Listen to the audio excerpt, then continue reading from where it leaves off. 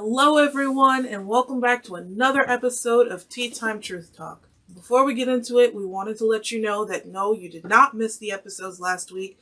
I had the honor of helping out and creating logo and program ad for UUMS, which was the school that my father graduated from to become a minister.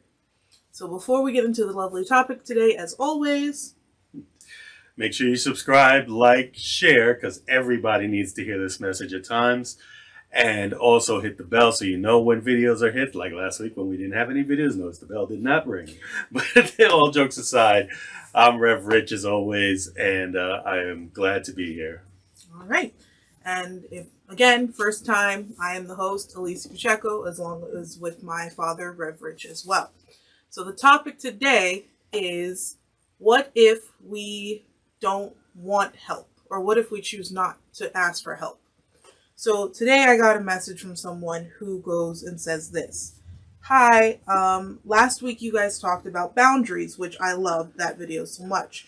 But I wanted to know about what happens if we refuse to ask for help, or we're those people who don't usually ask for help. I know I'm one of those people, but I've learned that asking for help is something that we need to do sometimes. So what can we do to help with that? Well, first thing is you have to realize that comes from a place of fear. Mm-hmm. And I know this personally. I grew up, my first 13 years pretty much as an only child. I mean, I had my brothers and sisters. They were living with my mother, but I was living with my grandmother. It's a fact of grandmother that you were named after. And I was used to doing things for myself. And that kind of went into adulthood because there was that fear of if I asked somebody and they said no, I felt alone. Okay, so it was really a fear that I had to deal with. Even now in this time, there are people who they judge you based on what they can accomplish, and they never take the time to be empathetic. And let me define empathy, because a lot of people don't really know what that means. Yeah. People say, "Oh, I was empathetic." I said, "I'm sorry." No, sorry is not empathy. Sorry pretty much is just, and this is how I teach my people when I used to train in call centers, is sorry actually means it sucks to be you. And well, let me give you an example. If you call in and say, "Hey, I'm having problems with my kid today, and it's really driving me crazy, and I need some help. What can I do?" And I turn around and go, "I'm sorry." Oh, in my mind, I'm really saying it sucks to be you because I'm not having that issue, but I'll see what I can do for you. Whereas empathy now comes around and says, I'm putting myself in your shoes. So empathy is when you can sit there and say, you know what? I have 4 kids. And I know there are days where it's not them. Something else has stressed me. But because they're active and it starts to get to me. And regretfully, I end up taking it out on them. And they feel the stress in the house. And you just create this whole thing. So we have to learn to empathize. But the problem is, from the fear side of things, is we're afraid people won't empathize on who we truly are or where we are truly at in this place. So we don't ask for help. Trust me, I've been in a situation where, there are times I'll ask for help and people will make comments and I'll be like, you know what, forget it. And then there are times where I won't ask for help and it could be a medical thing. And it could be something that's truly can hurt me or something that may end up being worse in the long run. But because I don't want to ask for help, I don't want to do it. So we have that fear that people won't either empathize with us, or if we ask, they're going to say no, and we feel alone, which means we're back to square one. So why should we ask? I'd rather take care of it myself. Yeah, that's very true, especially with my generation, from what I've learned, especially in high school, as well as one of the other things that we learn is that we do ask. And like you said, if they don't empathize with others, we say no. Not only do we feel alone, but it's like, how many times are we going to keep asking people and they don't do nothing but expect the same expect us to help them? After a while you get tired of thinking that you can trust these people. Well, I guess not trust, but think that you can ask for help with those people, to the point that you just end up doing it yourself. Because I'm that person. I've thought of people that I thought I could ask for help with, and like you said, without knowing the real empathy, it's, oh, I'm sorry, but they don't help, or they just don't care, or they'll listen to your problem but then turn it around to make it about their problem instead. There's a video on YouTube, and you can look it up. It's Empathy by Brene Brown, and somebody took her speech and made a cartoon out of it. Okay. And I've used it for training. And it's important to understand, because I know the question is about asking for help, but we have to be empathized on both sides, because sometimes we do ask for help, and we have to understand that that person may only help from their perspective. And if they don't truly understand and we truly need their help, sometimes we need to make them understand or help them understand where we're at. And there's a part there where she talks about, at least you don't. And what she's doing there is, well, my children, my child is not doing well, blah, blah, blah. He's in school, but he's not doing too well. Well, at least your kids go to school.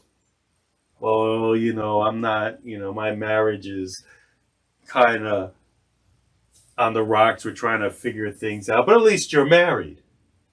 And that's the point. It's like a lot of people will tend to, instead of empathizing, we'll sit there and just find, well, how can I one up you? And I've dealt with that a lot, and it hurts. I'm not going to lie. Even as a minister and as evolved as people say I am, it hurts because you may be talking about something. And sometimes it doesn't go that deep. It could be just something like, hey, I mentioned something, and they're like, oh, but I know this. And I can shake it off and go, okay, I'm just certified, taught, and everything. But hey, that's all right. But the point is that that's where it is. And that's what creates. So if you're listening to this from the other side, somebody's asked you for help.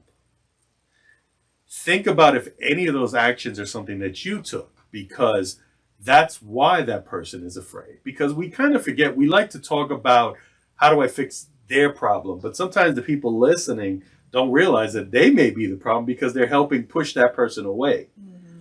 Again, I had a medical situation where I didn't want to ask for help. And I tried to do it all myself. But after a while, I realized that I needed somebody to look into this. I wanted to do it alone. I wanted to beat it. I wanted to whatever. And it took me to finally give in and go, hey, I need to get this checked out. Got help, found out it wasn't as bad as I thought. Couple of pills, and a week later, I'm okay. But imagine if I had not gotten it treated. Could it have become permanent? Could have done something. So that's also on that side of fear, is that no matter what people do, no is nothing more than a word. And I always say that words are nothing more than air and vibration coming out of your mouth. Now, I understand it's hard. It took me years to get to this place. But we have to realize that no matter what people say to us, it could be a no, a yes, I don't like you, an insult. It's nothing more than vibration in the air. We put the power to it. So every time we say, I'm afraid to ask for help, we're putting power in their mouth. There's a biblical saying that people love to quote, which is the tongue can speak life or death. But the problem is people think that me talking to you is creating death. But what they don't realize is that you're the one that's creating death. Because as I speak to you, I can say anything in the world, call you every insult, and you can laugh about it. You took the power away from it that he intended or she intended, and you just made it words. Other words, if I now come and insult you or say something and you would take it and you give it power inside of yourself, you're destroying yourself. That's where the death comes in. Gotcha. So yes, we are mindful of ourselves, of how we speak. That always comes first. I should not be insulting somebody. I should not be derogatory to someone. But it's also have to receive that I can walk in here and say something and you may take it totally wrong. And people are like, oh, you got to watch your tongue. No, I said what I had to say. How that person took it is a whole different story. That's very so when you need to ask for help, I implore you to do so. And if they say no, that's okay. Because trust me, there's somebody out there that wants to help you. Now, remember, too, that the help that you think you want may not always be the help you need. And that's a whole different conversation. That is true. But when looking for help, I think my question would be next is, how can you tell who you can talk to and ask for help and who you can't? That depends. Again, you have to go by experience. I always tell you this and all that is like, your job is not to replicate my mistakes. Your job is to learn from my mistakes, which is why I'm honest about when I screw up, whatever, because I'd rather you learn and not repeat what I do and go out and make your own mistakes. But experience teaches you. If you know that you keep going to this one person and they've said no, no, no over and over and over again, even if they're the type, because I have these people, like, anything you need, just come to me. And then when I go to that person, it's like, no, I can't help you. No, I can't. Okay, no problem. I've just learned to shake it off. But you know that there are people that you can go to and say, hey, look, I don't know if you can help me, but I'm in this situation. Now, if those people are kind of like me, I'm the type of person that, yes, I will do everything to help you. But if I know I can't help you because it's just outside of my realm of knowledge or whatever the case is, I know I can push you aside. So, I can push you to that person. So I know if I have, if you come to me for grief counseling and you're someone who lost a child, well, thank God I've never lost any of my children. So I can help you to a point, but if I find that I can't get you past that point of grief, I know another woman who specializes in grief counseling, especially with women who lost children. I can now say, you know what? I took you as far as I can take you, and I see there's something even deeper that I haven't been able to reach. But I have this young lady here who definitely knows what she's doing. She's dealt with this deeper level of this, and I want you to go to her. And then it's up to the person to say, okay, now I can make the introductions, I can do that. You still have to take the action. It's the same thing with any of us. If it's a monetary issue and you came to me and I was like, well, I need to borrow this. I may not have it, but I was like, give me a minute. And I'll make a call and say, hey, can I borrow 20 on my name and lend it to you? Because he knows or she knows that I will give it back to them even if I'm still waiting for you to pay it back. Or in my rules, I don't even ask for it back. So. Yeah. Yep, that is very true. I can see where that's coming from. So pretty much in summary for what I'm hearing is, for anyone who's listening to this video, is do not be afraid to ask for help. Asking for help can help you and may also help others as well. But a way to look for help, again, like he says, through experience, the way I see would possibly be like, if you see someone who is being empathetic to you, that is someone who possibly can be someone you can rely on. Whereas if somebody is constantly saying no, again, that's probably not someone you want to lean on to.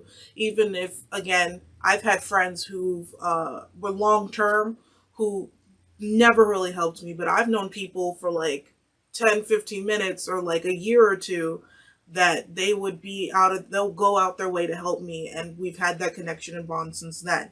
So look for those kind of key things as well. But all in all, like he said, empathy is a big part, whereas not only are they giving it to you, but you also got to help them understand if they don't understand it themselves. So I hope this video helped you as well, and I want to thank you again for your wonderful advice, and for all of you who are listening, and like always, we love you, and there's nothing you can do about it. We'll see you next week.